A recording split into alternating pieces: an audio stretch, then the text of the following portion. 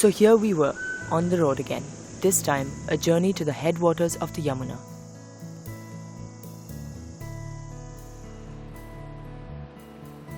Hardcore Dilliwalas, our impression of the Yamuna was more something to be avoided in the nature of an open sewer, rather than something deliberately courted. It was a friend of Aman's who convinced us otherwise. His argument was passionate.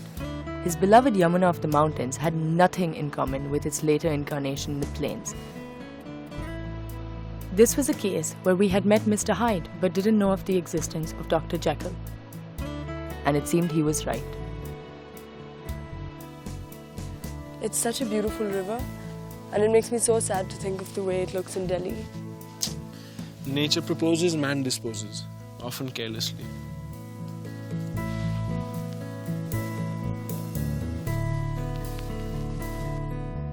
The somber mood didn't last long though. Ahead we could see the tangle of peaks that was the birthing ground of the Yamuna.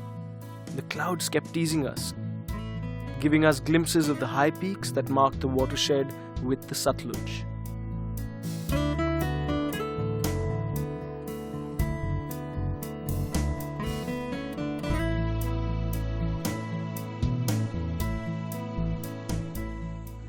The middle reaches of the valley are clothed in thick pine forests, through which Yamuna, daughter of Surya, the sun, makes her debut. Her waters are a touch-me-not icy blue-green. This is an unspoilt region where life marches along to an age-old rhythm. The atmosphere is magical and the lure of the river irresistible. I now find myself doing something I'd never imagined myself doing. Taking a dip in the Yamuna. It's fantastic. The water is just as icy as it looks.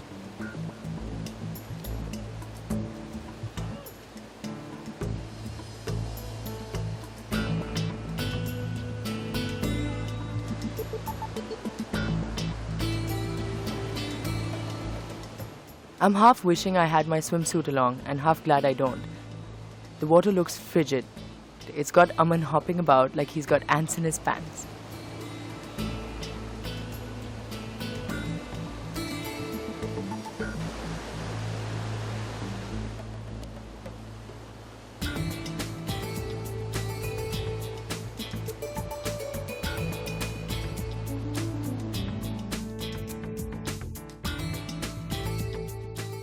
Like the Jhelum, the Yamuna too arises from a spring, but its larger catchment is the snowfields that lie above.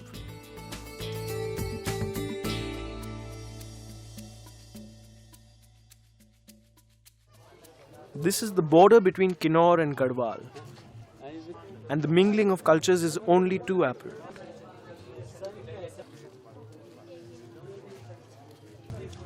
Ancient temples in the area follow the Kinnauri style rather than anything one would see in Garhwal. As in Kinnaur, the reigning deity here is Mahasudevta.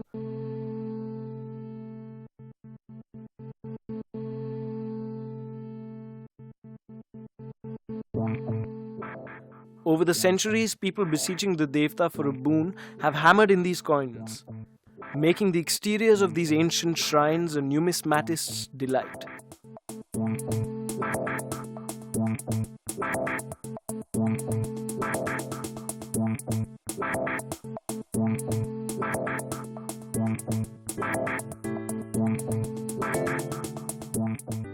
Here too, as in Kinnaur, the gods abound.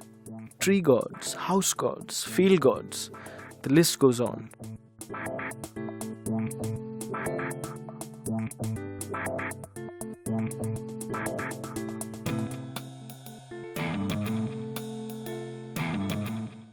The people of the Yamuna basin on both sides of the river are a perfect example of the mingling of ethnic groups from the Tibetan north and the Aryan south.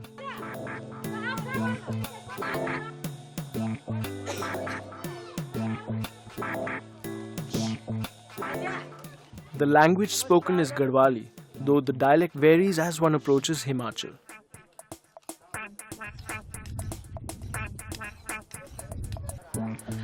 Yamuna is the sister of Yama, the lord of death, and Saturn, the most malefic of gods in the Hindu pantheon.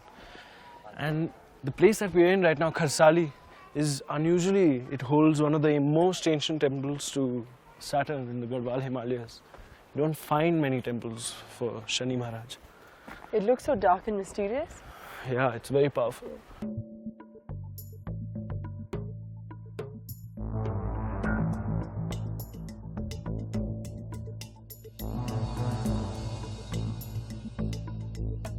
Inside, it is dark, the only light coming from the door.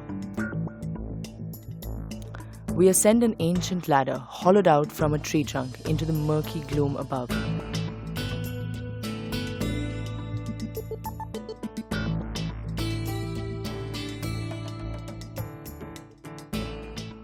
The next level is pitch dark, and again we climb, feeling our way up till we reach the final level. Light now coming from above makes it possible to see, and we climb up the final ladder to reach the top level.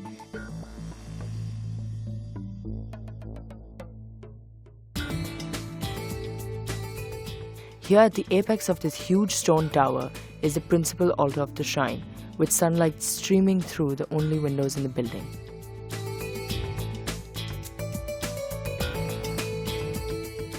From up here we get a bird's eye view of Kharsali village spread out below, and quite a large village it is too.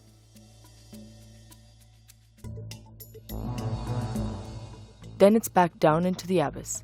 The return is more difficult as the feet desperately try to hold onto the rungs polished like glass by centuries of climbing feet.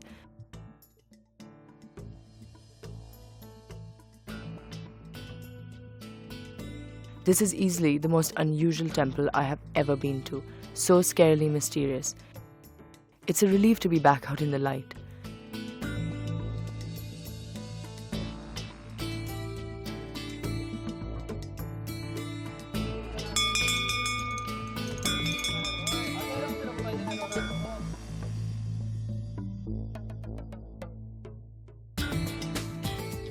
We like Kharsali and decide to spend a few days just chilling out in the area. We get a room in the village, clean and cheap with a great view.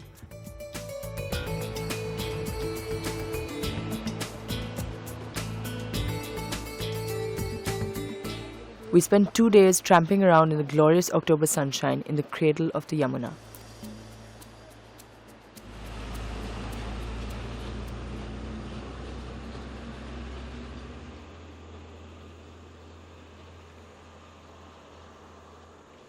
Our route to the Tons Valley now takes us high on the ridge that divides the two rivers. An area carpeted with luxuriant pine forests, rich in history and lore.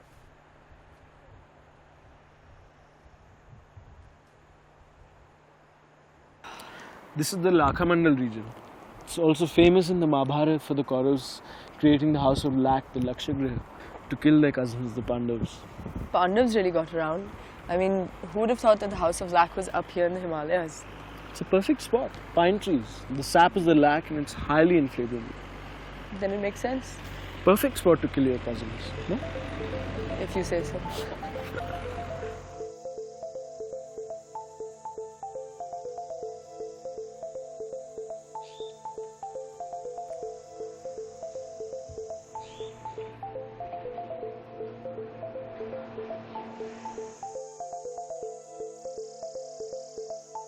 And so, through a landscape resplendent in the colors of autumn, we make it to the Tons, largest tributary of the Yamuna.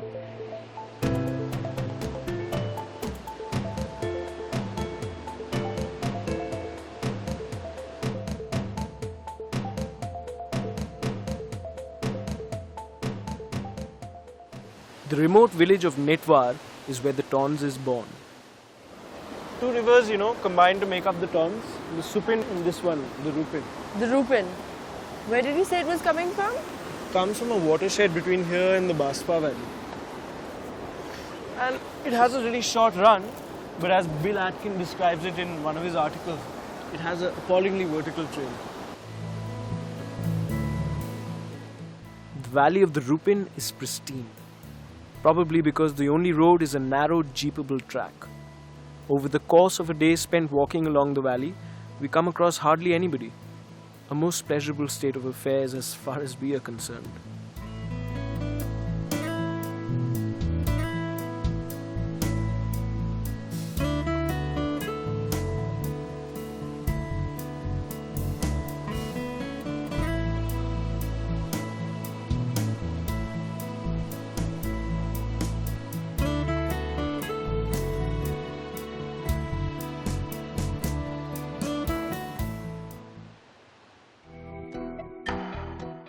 Up here in the valley of the Tons, we could be in another century. Even the vultures now belong to another era. Life here carries on pretty much the same way as in the days of the Mahabharata. And this is a region which has an intimate connection with the Mahabharata. The Pandavas and their cousins, the Kauravas, figure especially in the anthropology of this valley, where the villagers actually claim to have descended from the two clans.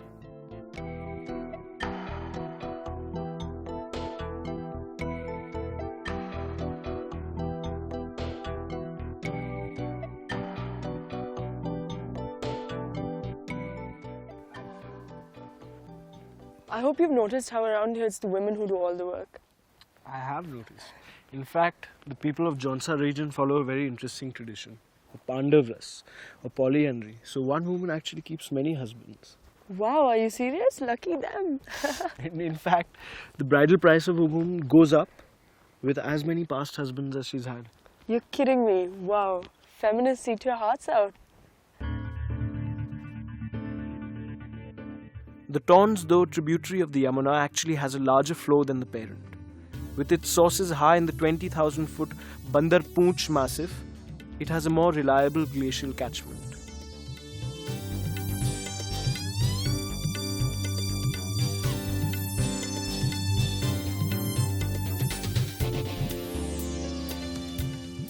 Other unique characteristics also make it a favorite for the adventurously inclined.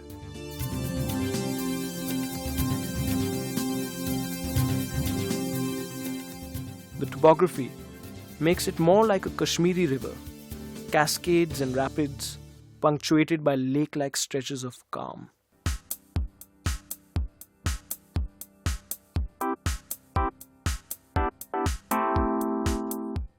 The kayakers enjoy the sensation of just coasting along. But soon the increasing speed signals the arrival of another roller coaster.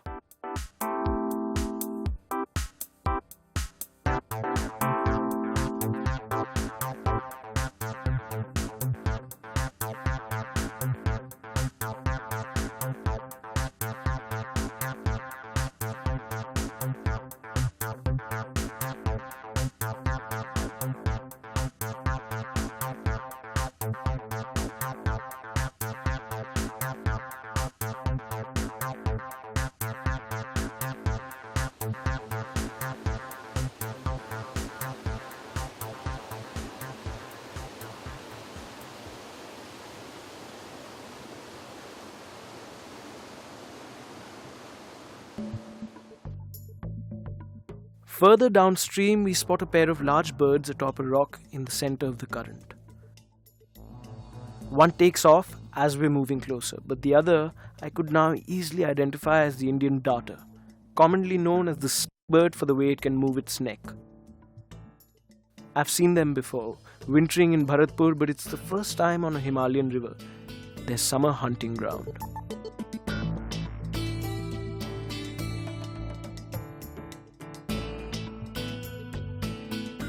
Cormorants can spend extended periods underwater, as we witnessed firsthand.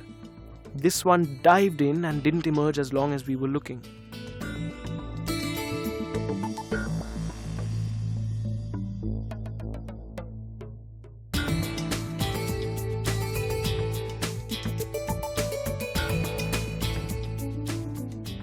The reason I've been carting my didgeridoo all over the Himalayas is a search for different acoustic situations, and one I'd always wanted to try was a large cave.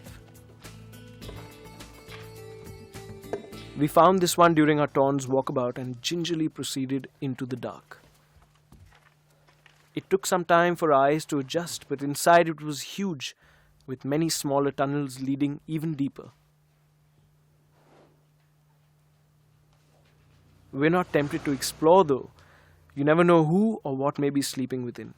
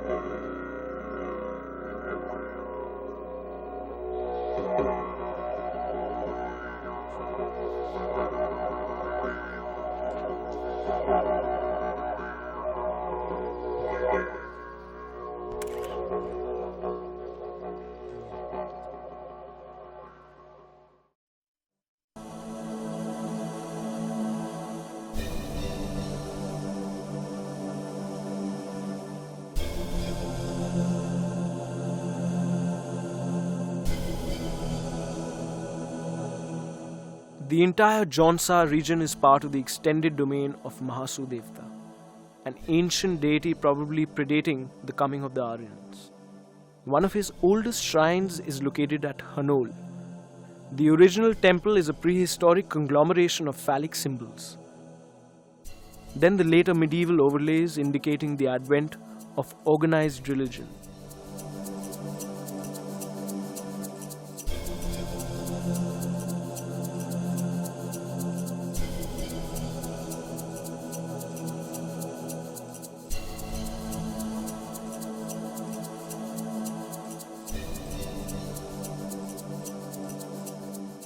Around lie scattered round balls of lead, sisa as the locals term it.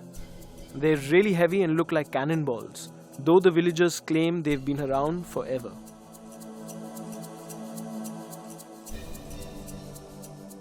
Here too, as in most Western Himalayan shrines, the procedure for approaching the Devta for divine intervention is to bring along a goat.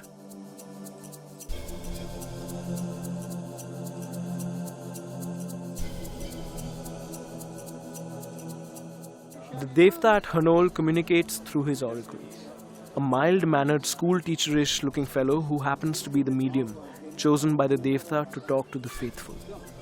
And apparently villagers come from far and wide, including from Himachal. Something about the oracle draws me forward.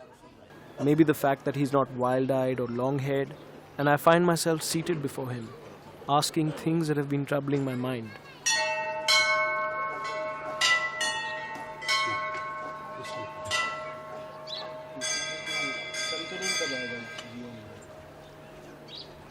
His answers were startling. He seemed to know so much about me. Maybe in his trance he could read my mind.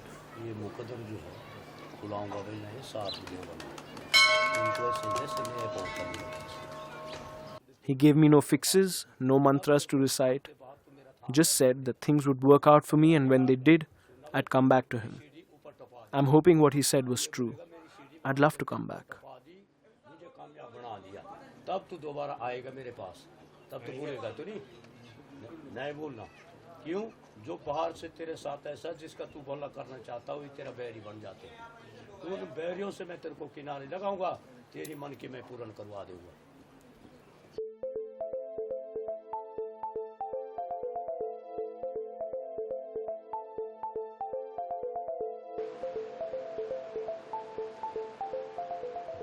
Our last evening in the Torns Valley was like being inside a picture postcard. Quite unreal, really. It was so balmy that we decided to camp out right here, under the stars.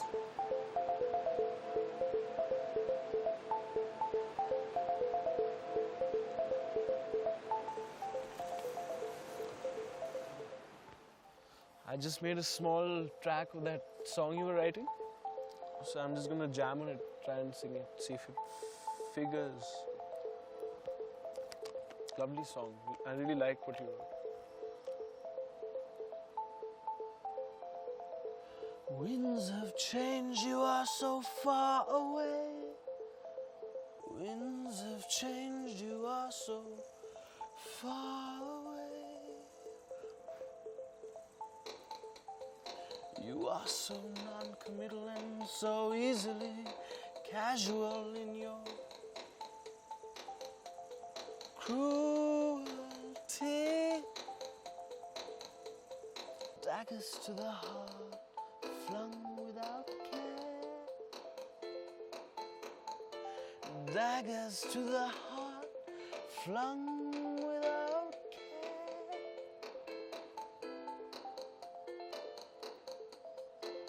And yet I no longer am fooled by such practiced nonchalance and such cold calculations. Such practice, nonchalance, such cold calculation. For I am privileged to be amidst the thorns of your heart. For I am privileged to be amidst the thorns of your heart. I hear the quiver of your voice. I hear the unfulfilled desire that your body cannot hide from me, as I am the only spark that will cause you to burn, to burn, burn, burn, burn, burn, burn,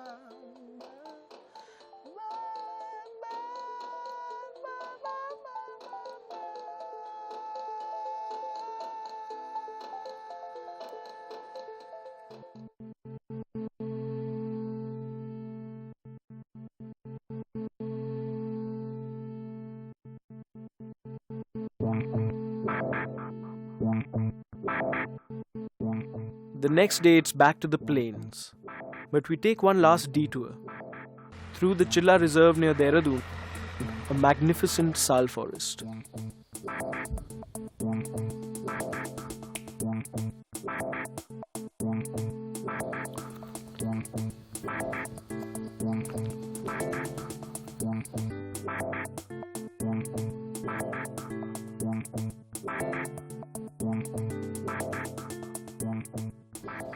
Wow, that's amazing. But why do they always do that? Why do the elephants start throwing the dust on their backs? It's so weird. They have very sensitive skin. Also, they have very acute hearing, so you better be a little quiet. Okay, sorry.